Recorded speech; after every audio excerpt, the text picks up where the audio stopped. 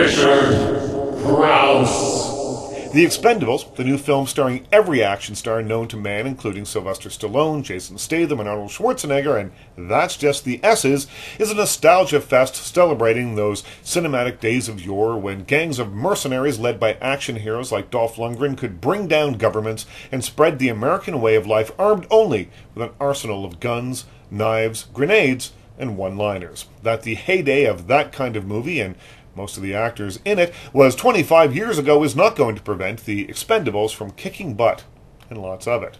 In this blood and testosterone-splattered story, Stallone leads a group of freelance soldiers like knife tosser Lee Christmas, played by Jason Statham, hand-to-hand expert Yin Yang, played by Jet Li, sniper Gunner, played by Dolph Lundgren, big gun toter Terry Crews, and MMA superstar Randy Couture.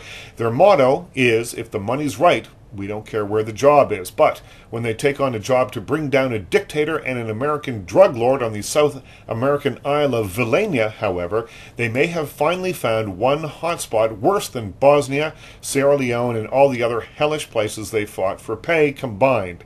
The only thing that can get them to go back there is, and you've guessed it, it's a woman.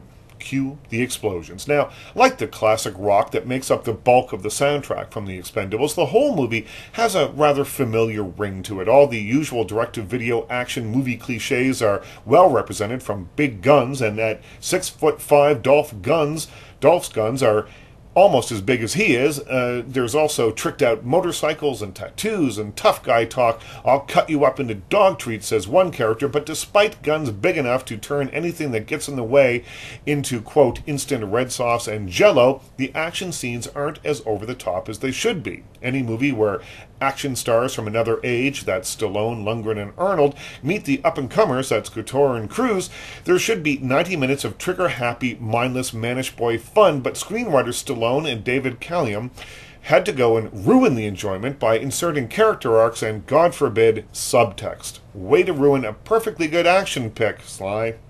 Not that there aren't some retina-scorching action scenes. Stallone, who also directed, uses each of the individual talents of his actors well. It's always a pleasure, for instance, to see Jet Li in action. And several things blow up real good, but when the movie tries to go deep, it stumbles. When Mickey Rourke, who plays Tool, a former soldier of fortune who now sets up their engagements, think Charlie on Charlie's Angels, when he drones on about trying to save what's left of my soul, it grinds the movie to a near halt. Luckily, the movie's climax should give action fans what they're looking for. Lots of punching, kicking, flying bullets and knives, and a spectacular explosion. But like its action stars from another age, the rest of the film seems a little long in the tooth by that point. Crouse.